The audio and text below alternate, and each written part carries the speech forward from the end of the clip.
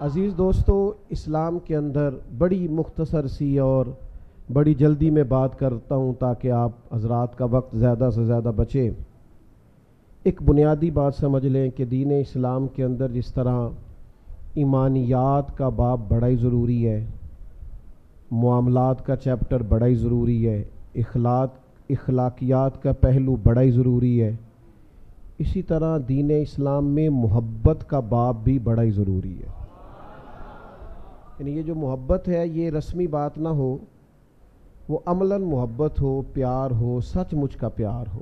میری طرف دیکھیں جی بھائی، یعنی یہ کوئی کسی ادیب کا جملہ نہیں، کسی خطیب کا فقرہ نہیں، یہ حضور علیہ السلام کا فرمان ہے کہ جب تک تم ہر چیز سے بڑھ کر مجھ سے پیار نہ کرو تمہارا ایمان مکمل نہیں ہوتا۔ اپنے قلبی معاملات کو درست کرنا ہے، سچ مچ میں کوشش کرنی ہے۔ آپ نعت خوانی سنیں، آپ حضور کی سیرت پاک کو پڑھیں، آپ ان لوگوں کی صحبت میں بیٹھیں جہاں بیٹھنے سے دل میں حضور کی محبت بیدار ہوتی ہے۔ یہ محبتیں لازمی حصہ ہیں، لازمی، یہ ضروری ہے۔ اور پھر اسی طرح حضور کے تمام صحابہ کی محبت انسان کے دل میں ہونی چاہیے۔ یہاں تو وہ آدمی بڑا ناز اٹھاتا ہے جو کہتا ہے میں فلاں محدث کی خدمت میں حاضر رہا ہوں، تو وہ کتنا ناز کریں گے جن کو خود رسول پاک کی نسبت اور صحبت حاصل ہے۔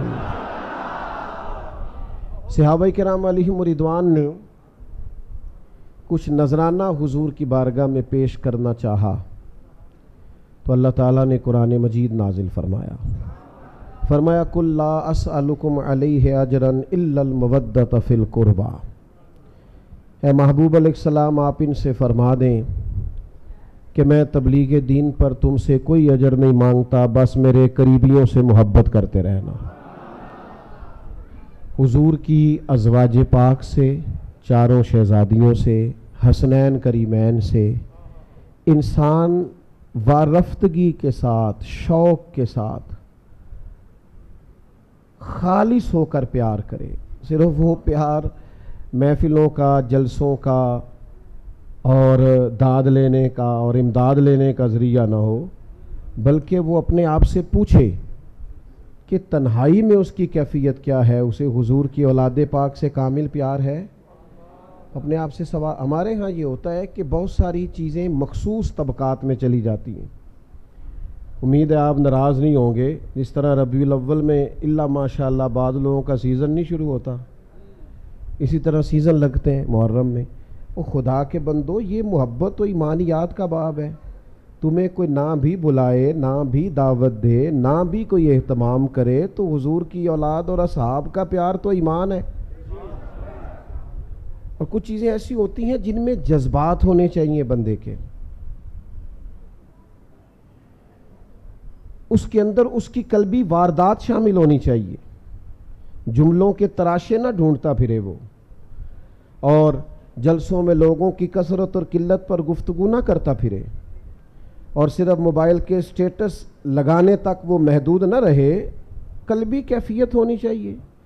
یعنی نبی کریم علیہ السلام نے جب حسنین کریمین کی محبت کو بیان کیا ہے تو سرکار کا وہ بیان کرنا ہی اتنا زیادہ درد اور سوز کا باعث ہے، اتنا زیادہ وہ خوبصورتی والا ہے۔ آپ ذرا دیکھیے، ہم روز نہیں اپنی اولاد کے لیے دعا کرتے، اگرچہ روز بھی کرنی چاہیے، لیکن کبھی کبھی ایسا وقت آتا ہے کہ والد والدہ بالخصوص مصلی بچھاتے ہیں۔ اللہ بچوں پر مہربانی فرما۔ نبی کریم علیہ السلام نے بھی اپنے شہزادوں کے لیے دعا فرمائی، اور بندہ روز دعائیں کرتا ہے، اور ہمارے ہاں تو رٹی رٹائی دعائیں بھی چلتی ہیں، روز لوگ دعا کرتے ہیں، لیکن اولاد سے رشتہ اس طرح کا ہوتا ہے کہ انسان دعا کرتا ہے تو اس کے جذبات اس کے قابو میں نہیں رہتے۔ لوگ تو بچوں کے لیے دعا کا پیغام دیتے ہوئے رو پڑتے ہیں، میرے بچے کے لیے دعا کرنا۔ کبھی غور تو کرو، توجہ تو کرو میرے بھائی اس بات پر کہ محبوب نے حسنین کریمین کو سامنے کھڑا کیا اور کھڑا کر کے اللہ کی بارگاہ میں ہاتھ اٹھا کے باقاعدہ دعا کی، کہا اے اللہ میں ان دونوں سے محبت کرتا ہوں۔ تو بھی ان سے محبت فرما، اور مالک جو جو میرے حسنین سے محبت کرے تو ان سب سے بھی محبت فرما۔ ہم سے بعض جگہوں پہ کوتاہیاں ہوئی ہیں، ہم اس کا اعتراف کرتے ہیں۔ ہم نے کچھ ایسی چیزیں بھی غیر ذمہ دار لوگوں کے ہاتھ میں دے دی جنہوں نے غیر ذمہ داری کا مظاہرہ کیا۔ اسٹیج ذمہ دار لوگوں کا تھا، چلا غیر ذمہ دار لوگوں کے پاس گیا، نتیجہ اس کا یہ نکلا کہ قوم بیچاری ایسی چیزوں میں الجھ گئی جو بالکل ان کے بس کی بات نہ تھی۔ ہم جو عوام ہیں، ہمارے ذمہ بحث کرنا نہیں، ہمارے ذمہ تو غلامی کرنا ہے، ہمارے ذمہ تو پیار کرنا ہے۔ ہم نے محبت کرنی ہے سیدنا ابو بکر صدیق سے لے کر حضرت امیر معاویہ تک، ہر صحابی سے ہم نے پیار کرنا ہے، اور ہمارے امام نے ہمیں کہا ہے اتنا پیار کرنا ہے، اتنا پیار کرنا ہے کہ محبوب کی اولاد کے بچے بچے سے پیار کرنا ہے۔ تیری نسل پاک میں ہے بچہ بچہ نور کا، تو ہے عین نور تیرا۔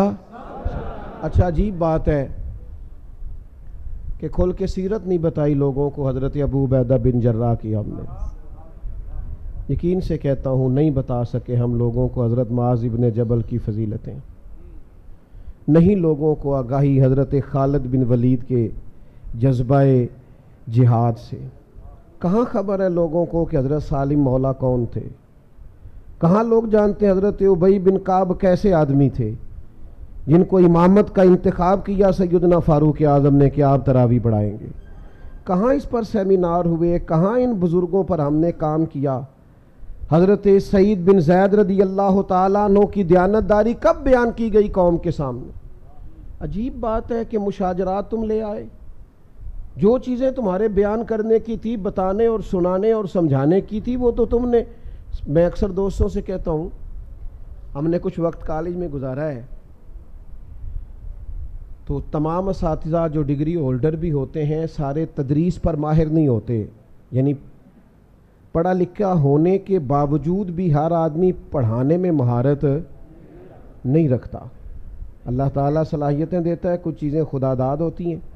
اب ایسا نہیں ہو سکتا کہ اردو کے ٹیچر آئیں کلاس روم میں اور آ کے بچوں سے کہیں کہ کتاب نکالو، تو بچے اٹھ کے کہیں کہ استاد صاحب پہلے آپ بتائیں آپ ایم اے اردو ہیں، اور اگر ایم اے اردو ہے تو پھر آپ نے ایم ایڈ کیا ہے، اور اگر کیا ہے تو پھر آپ میرٹ پہ ہیں کہ سفارش پہ ہیں؟ بچوں کا حق بنتا ہے یہ بات کرنے کا، جلدی جلدی بتائیں، اور اگر کریں تو کم از کم میں ہوں تو میں سب سے پہلے اس بچے کو کلاس سے نکالوں گا، اور پہلا لفظ یہ کہوں گا کہ تو بنیادی طور پر پڑھنا نہیں چاہتا، اس طرح حق نہیں بنتا نا۔ یہ بات مجھ سے میرا بڑا کرے پرنسپل صاحب کریں یا اس شعبے کا کوئی بڑا کرے، تو کون ہوتا ہے؟ وہ خدا کے بندے، صحابہ کے مشاجرات میں بات کرنا عوام کا کام نہیں، ہماری ڈیوٹی نہیں۔ ہمیں تو نبی پاک نے فرمایا صحابی کا نجوم، یہ سارے ستارے ہیں، تم نے ان سے ہدایت کا نور حاصل کرنا ہے۔ ہم نے تو دیکھنا ہے ان کی سیرت میں جو تقویٰ ہے، پرہیزگاری ہے، جو حضور سے وفا ہے۔ تو پہلی تو گزارش آپ سے یہ ہے کہ جم کے پیار کریں رسول پاک کی اولاد سے۔ میرا ایک دیہات سے تعلق ہے، دیہاتی لوگ وہ ہوتے تھے جن کے مکان کچے ہوتے تھے پر عقیدے بڑے پکے ہوتے تھے۔ میں علماء یہاں زیادہ بیٹھے ہیں اور بزرگ بیٹھے ہیں، کچھ باتیں زیادہ اس لیے بھی نہیں کر سکتا کہ بزرگوں کی موجودگی میں بہت زیادہ باتیں اس طرح نہیں کرنی چاہیے کہ انسان بڑا ناسے محسوس ہو۔ کیسا دستور زباں مندی ہے تیری محفل میں، بات کرنے کو ترستی ہے زباں میری۔ اب تو چیزیں آ گئی محفلوں میں، مجلسوں میں، سٹیٹس لگانے میں۔ وہ جو پیار کا خلوص تھا نا، میرے ابا جی بڑی عید پہ چاول لائے گھر میں، کٹھے لے آئے، وہ بڑے اچھے چاول تھے، تو وہ خواتین پاس کرتی تھیں اکثر گھروں میں چاول، پہلے سیمپل آتا تھا، تو وہ چاول بڑے اچھے تھے، پکائی بڑی اچھی تھی، خوشبو بڑی اچھی تھی، اور اماں جی تبصرہ بھی کرتی تھیں کہ دانہ بھی بڑا لمبا لمبا ہوا ہے چاولوں کا، بڑے بہتر تھے، خوشبو بڑی آئی، پسند بڑے آئے۔ دو ایک دفعہ پکے تو پھر اس کے بعد گھر میں جب چاول پکے تو کچھ اور قسم کے پکے، والد صاحب نے فوراً اعتراض کیا، کہنے لگے وہ جڑے میں لے آیا سا چاول وڈی تے وہ کتے نہیں، ایک دو باری دیتے نے بعد چ نہیں ملے۔ تو یہ میں آپ کو ان پڑھ اور سادے لوگوں کی باتیں بتا رہا ہوں۔ اماں جی میری فرمانے لگیں चौल बड़े प्यारे सन, सोने बड़े पक्के सन। मैं रख छड़े ने 10 मुहर्रम नो इमाम हुसैन दी नियाज पकांगे। वहाँ हमने जो चावल भी पेश करने वो भी ज़रा ज़्यादा आला किस्म के हों तो फिर ही मज़ा आता है। ओ खुदा के बंदो, अपनी कल्बी कैफियत पर तवज्जो करो। उनका प्यार, उनकी मोहब्बत, वारफ्तगी, शौक़ तेरे दिल से छलके, तेरी कैफियत हो। यानी सैयदा पाक का नाम आए तो तेरी नज़रें खुद बखुद झुकनी शुरू हो जाए। हसनैन करीमैन का तज़किरा आए तो तेरा वजूद महसूस करे कि तू बहुत अज़मतों वाले लोगों का जिक्र कर रहा है। उन लोगों के तज़कार तेरी तबीयत पर रौब पैदा करें, जलाल तारी हो तेरे ऊपर। लेकिन क्या करें इस दौर का जिसमें सिर्फ बहसें रह गई, उलझाव रह गया। अपनी मोहब्बत को मजबूत करें, वारफ्तगी और शौक़ को मजबूत करें। होता रहता है, दुनिया में चीज़ें होती रहती हैं, लोग आते जाते रहते हैं, लेकिन जिस तरह लोग अपनी सेहत का पूरा ख्याल रखते हैं ना, इस तरह अपने अकीदे और ईमान का भी पूरा ख्याल रखना चाहिए। इसमें कोई कमज़ोरी पैदा ना हो, इसके अंदर किसी किस्म की कोई कमज़ोरी ना रह जाए। यकीन, तयक्कुन, ईमान, अहले बैते नबुव्वत का प्यार तो आपको ज़िंदा करेगा। हसनैन की मोहब्बत तो खड़ा होना सिखाएगी। छोटी छोटी बातों पे ब्लैकमेल होने वाली कौम, ज़रा ज़रा सी बात पर हाथ पैर फूल जाना, ज़रा ज़रा सी बातों पर घबरा जाना, और ज़रा ज़रा सी बात होना तो उलझी उलझी टूटी टूटी बातें करना, रात भर नींद ना आना। हसनैन करीमैन से प्यार करो, जीने का सलीका आएगा, डट कर जिंदगी गुजारने का सलीका नसीब होगा। जो चीज़ें इंसान को पूरे तौर पर कमज़ोर करती हैं और उसके अंदर जो चीज़ें कमज़ोरी लाती हैं वो सारी तो करबला में मौजूद थीं। खुद महबूब करीम अलैहिस्सलाम का फरमान है, औलाद आदमी को कमज़ोर कर देती है। अपनी तकलीफ लोग सह लेते हैं, बच्चों की नहीं सही जाती। और जब आदमी परदेश में होता है, मैंने तो देखा है लोग पासपोर्ट संभाल के रखते हैं कि मुझे वापस लौटना है। लोग ख्याल करते हैं कि ये मेरा अपना इलाका नहीं, कहीं मुश्किलात ना आ जाए, मैं कहीं और हूँ। लोग बड़ी तवज्जो करते हैं, कागजात समेटते हैं। परदेश भी है और शाल्लाह परदेसी कोई भी न थी वे, और फिर बच्चों का साथ भी है, फिर भूख और प्यास भी है, फिर शिद्दत की गर्मी भी है। लेकिन कमाल है ना हुसैन इब्ने अली का। कमज़ोर पड़ जाने वालों, और ज़रा ज़रा सी बात पे गुर्बत के रोने रोना, और जब भी डिस्कस करना अपने आप को मजलूम साबित करना, इस तरह भी कौमें कभी खड़ी होती हैं। हज़रत सैयदना इमाम अली मकाम इतने सारे लोगों की शहादतों के बाद भी जब मैदान में निकले तो पूरी साज धज से, यानी इमामा बांध के, यानी लिबास जेब तन करके, यानी तलवार थाम के, और जब वो घोड़े पे आए हैं तो उनका बाकपन उसी उरूज पे था जो रंग मैदानों में रसूल पाक ने अपने सहाबा को सिखाया था। तीसरी गुजारिश आपकी खिदमत में ये करें, एक तो उनसे प्यार करें, दूसरा उनसे जीना सीखें। तीसरी बात यह है कि इनकलाब सवेरे नहीं आ जाया करता। हालात सुबह मेहनत करके शाम को बदल नहीं जाते।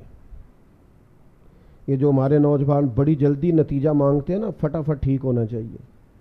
और चूँकि हमारा तो सूफिया से ताल्लुक़ है ना, तो वो जो आदमी पूरा 6 महीने नमाज़ें पढ़ लेता है ना जमात से, फिर वो विलायत भी तलाश करने लग जाता है। वो कहते हैं इतनी सारी तस्बीहात तो पढ़ ली हैं, तो अभी तक मेरे ऊपर बड़ी सारी चीज़ें मुनकशिफ क्यों नहीं हुई, राज क्यों नहीं खुले।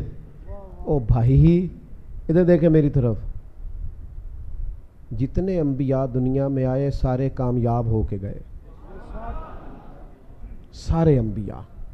लेकिन किसी का कलमा 100 लोगों ने पढ़ा है, किसी का 150 लोगों ने पढ़ा है। नबी कामयाब गए इसलिए कि जो ड्यूटी अल्लाह ने लगाई थी वो ड्यूटी उन्होंने पूरी सर अंजाम दी।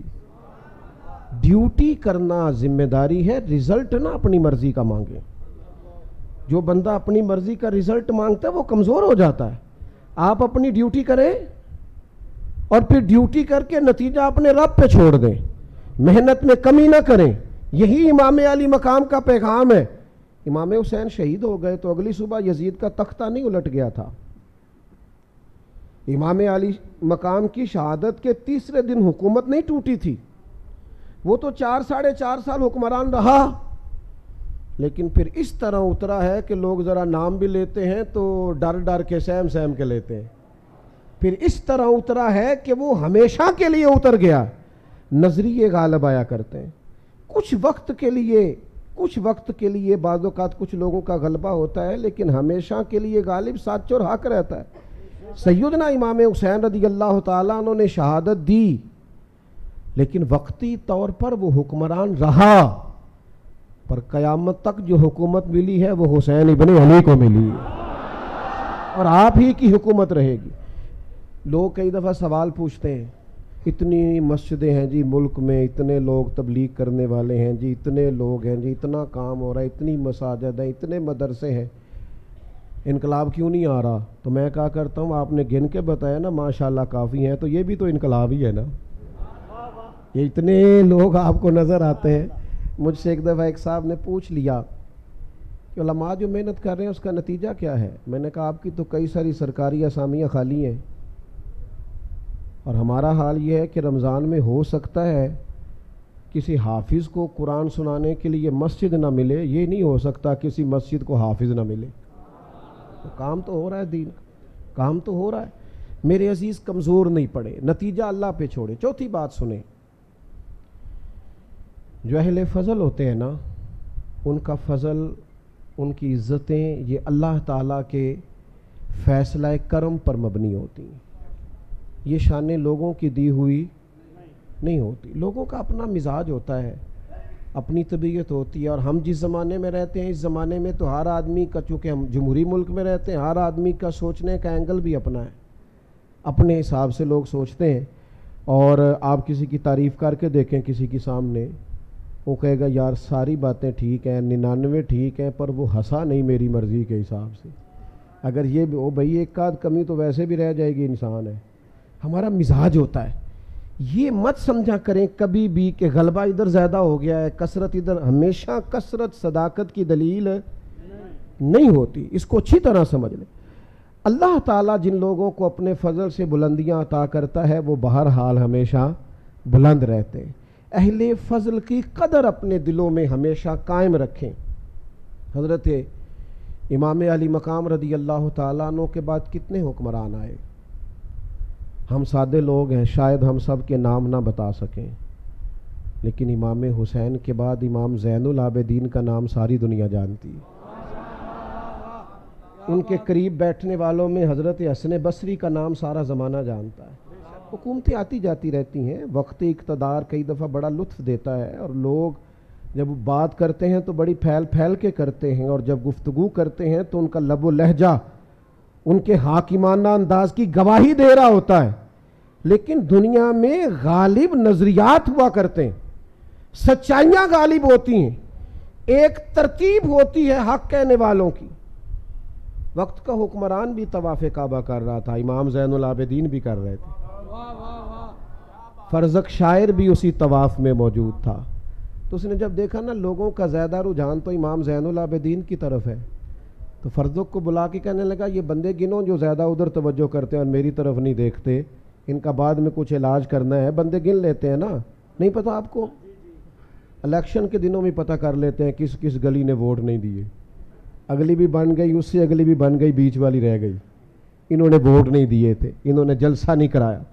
اس نے کہا یہ سب لوگوں کا ادھر رجحان ہے، حالانکہ حکمران میں ہوں۔ تو بڑا سیانہ تھا وہ شاعر، بازو تھام کے بادشاہ کا ہلا کے کہنے لگا تو لوگوں کی چھوڑ، مجھے تو یوں لگتا ہے جدھر جدھر امام زین العابدین مڑتے حجر اسود کا رخ بھی ادھر ہی ہوتا چلا جا۔ تو یہ جو خدائی انعام ہے ان کا تو کیا کرے گا؟ یہ جو اللہ کی دی ہوئی شان ہے اس کا تو کیا کرے؟ جو اللہ تبارک و تعالی محض اپنے فضل سے کسی کو انعام دیتا اس میں تو کیسے دخل دے گا؟ دوستو یاد رکھنا، کچھ چیزیں ایسی ہوتی ہیں جو محض اللہ کا فضل ہوتی ہیں۔ بعد میں لوگ کہہ دیتے ہیں میں نے بڑی محنت کی، میں نے بڑی جد و جہد، محنتی تو اور بھی بڑے تھے، تجھ پر فضل ہو گیا ہے تو اب ذرا جھکنا سیکھ، اب تو نہ واپس آنا سیکھ۔ اگر دیکھیں نا بہت سارے لوگ ایسے ہوتے ہیں، بہت سارے لوگ بڑے باصلاحیت، لیکن اللہ تعالیٰ کی شان ہوتی ہے، اس نے کس کو کس انداز میں کب نوازنا ہے، یہ اس کا ارادہ کرم ہے۔ باتیں چونکہ عرض کیا تھا زیادہ نہیں کرنی، بات سمیٹنے کی طرف آ رہا ہوں۔ ہم نا بعض اوقات بڑی بات کرنا چاہتے ہیں، اور ہم تو اس زمانے میں رہتے ہیں جس زمانے میں چھوٹی سی بھی کوئی محنت کرنا لگتا ہے تو وہ کہتا ہے میں تو کربلا میں کھڑا ہوں۔ حالانکہ بھائی یہ بڑی آخر کی بات ہے، آپ تھوڑا سا نا قریب کوئی کی مثال دے لیں، ابھی آپ اتنا دور نہیں جائیں، وہ تو بڑا انتہائی اقدام ہے، وہ بڑی آگے کی بات ہے۔ ہر آدمی، میں اکثر کہتا ہوں کہ جب کربلائیں سجیں گی تو انشاءاللہ تعالیٰ اسوہ حسینی پر عمل کرنے والے سینکڑوں مسلمان میدان میں ہوں گے، اور وہ وقت آتا رہا ہے، دوبارہ بھی آئے گا، تو انشاءاللہ میدان میں ہوں گے۔ لیکن جو امام علی مقام نے ہمارے سامنے عام لوگوں کے سامنے سیدھ رکھی ہے اس پر تو عمل کریں۔ جلدی سے چند ایک باتیں عرض کرتا ہوں، جلدی سے۔ نبی پاک علیہ السلام اور حضور کی اولاد کا جو فقر ہے وہ فقر اختیاری ہے۔ محبوب تو مالک ہیں اور خود فرماتے ہیں اللہ نے مجھے اختیار دیا ہے، چاہوں تو نبی اور بادشاہ بن جاؤں، لیکن یہ حضور نے دعا مانگی اللہ کی بارگاہ میں، اے اللہ ایک وقت روٹی دینا اور ایک وقت فاقہ دینا۔ صرف میٹھا ہی کھانا سنت نہیں، فاقہ کرنا بھی سنت ہے۔ اللہ سے دعا مانگی۔ ہر بندہ اپنی اولاد کے لیے پیسے ڈھونڈ رہا ہے اور محبوب نے تو ایک وقت کا فاقہ مانگا ہے۔ یہ بھی تو ذرا دیکھیں نا، اس پر بھی تو ذرا غور کریں نا میرے عزیز۔ لوگ کہتے ہیں جناب 3 دن تک بھوکے پیاسے رہے، یہ کیسے ہو سکتا ہے؟ تو میں نے کہا آپ امام راضی کو پڑھیں، 3 دن روزہ رکھا ہے تمام اہل بیت نے، اور تینوں دن جب افطار کا وقت آیا تو دروازے پر فقیر آیا ہے اور کھانا اٹھا کے دے دیا ہے۔ تو جن کی ماں 7-8 سال کی عمروں میں ہی تربیت کرے 3 دن بھوکے پیاسے رہنے کی، ان کے لیے پھر میدانوں میں 3 دن بھوکے پیاسا رہنا مشکل ہے۔ یہ ان کے لیے مشکل ہوتا ہے جن کے دائیں بائیں 2 اے سی چل رہے ہوتے ہیں، ان کے لیے مشکلات ہوتی ہیں جن کے ٹیشو پیپر پکڑنے کے لیے بھی 4 لوگ کھڑے ہوتے ہیں، ان کے لیے مشکلات ہوتی ہیں صاحب جن کی بچپن سے تیاری ہو اور جن کو بھوک کاٹنا آتا ہو۔ آپ پڑھ لیں سیرت کی ساری کتابیں جو سیدہ پاک پر اہل بیت نبوت پر لکھی گئی ہیں، عجیب ہیں، انفرادی ہیں لکھنے والے بھی۔